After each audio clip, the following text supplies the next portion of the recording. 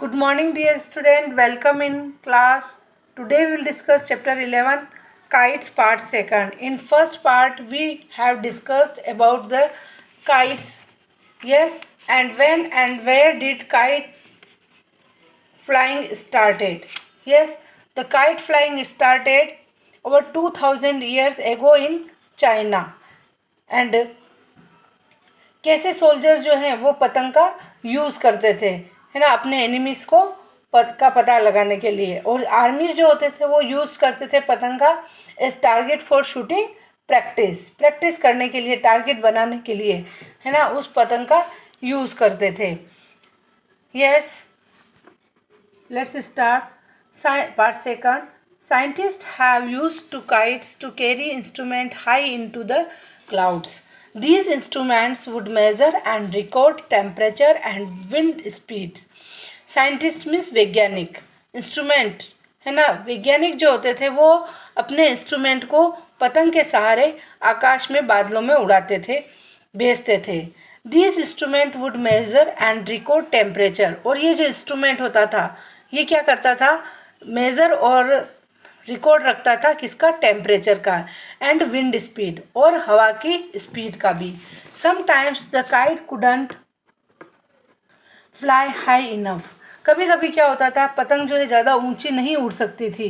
When this happened, जब ऐसा होता था, many kites were tied together in trains, तो बहुत सारी काइट्स को एक ट्रेन में, एक लाइन में बांध दिया जाता था। The first kite was sent as high as it could sail, और जो फर्स्ट काइट होती थी उसको आकाश में जितना ऊपर चला जा सकता था भेजते थे। सेल मीन्स आकाश में चलाना, है ना। तो जब हम उसको ट्रेन में बांध देते थे पतंग को, उसके नीचे 1 2 3 4 इस तरह से, तो फर्स्ट काइट जो है वो बहुत ऊंची उड़ सकती थी।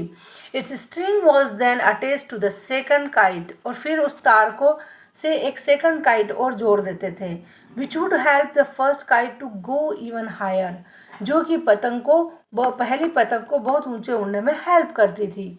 ए थर्ड और even fourth kite could be added to the train, और इस तरह से थर्ड फोर्थ काइट भी उसमें, पतंग भी उसमें ऐड करते जाते थे ताकि फर्स्ट काइट जो है और ऊंची उड़ सके। Here is the picture, this pictures belong to Benjamin Franklin, ये बेंजामिन फ्रैंकलिन का डायग्राम है, फोटो है। And he was American inventor. Yes, the American inventor Benjamin Franklin once could a famous experiment using kite. Inventor यानी खोजकर्ता, invention से बना है inventor. Conducted यानी संचालित करना, फेमस प्रसिद्ध, एक्सपेरिमेंट प्रयोग, यूजिंग उपयोग करते हुए। तो अमेरिका का जो खोज करता था बेंजामिन फ्रैंकलिन, वह फेमस था अपने एक्सपेरिमेंट के लिए, कैसे उसने पतंग का यूज़ किया। Franklin wanted to show the lightning was a form of electricity. Franklin ये शो करना चाहता था, ये शो मीन्स दिखाना, और वांटेड मीन्स चाहता था। यस, कि बेंजामिन फ्रैंकलिन जो है ये वो शो करना चाहता था कि जो लाइटनिंग है, जो आकाश में बिजली चमकती है, उसमें क्या है, इलेक्ट्रिसिटी है, लाइट है, यानी करंट आता है। He thought that he could prove it, उसने सोचा कि इसे प्रूव किया जा सकता है।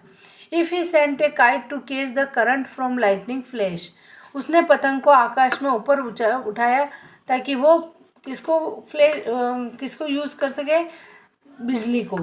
Franklin kite was made of light sticks and silk fabric. Franklin की जो काइट थी वो बनी हुई थी लाइट स्टिक्स की, है ना, बहुत ही पतली लकड़ियों से और सिल्क फैब्रिक से। And iron wire was touched to its frame, और इसमें किसको यूज़ किया, आयरन वायर का, लोहे के तार का, आयरन मीन्स लोहा। Yes, at the end of the long string of the kite he tied a brass key, है ना, जैसे लुक हियर द पिक्चर, ये ब्रास की है यानी पीतल की चाबी, है ना। तो उसने क्या किया कि उस तार के वहाँ बीचों बीच क्या बांध दी, एक ब्रास की, है ना, एक चाबी पीतल की। Then at the end of the string he tied a silk ribbon, और जहाँ पर वो तार खत्म होता है वहाँ पर उसने एक सिल्क का रिबन बांध दिया। Which he could hold while the kite flew, और वो वहाँ से उसका क्या यूज़ करेगा, उस सिल्क रिबन को पतंग उड़ाते समय उसको होल्ड करेगा अपने हाथों में, है ना, पकड़ के रखेगा। तार की जगह वो क्या पकड़ रहा है, सिल्क रिबन को। He knew silk would not conduct electricity well, वह जानता था कि जो सिल्क है उसमें बिजली यानी करंट आसानी से नहीं आ सकता है। And hoped it would keep him safe, और उसने आशा की कि यह जो रिबन है वो उसकी हेल्प करेगा, उसकी सुरक्षा करेगा। सेफ मीन्स सुरक्षा करना। Yes, understand. And next video we will discuss part 3. Okay, thank you, have a nice day.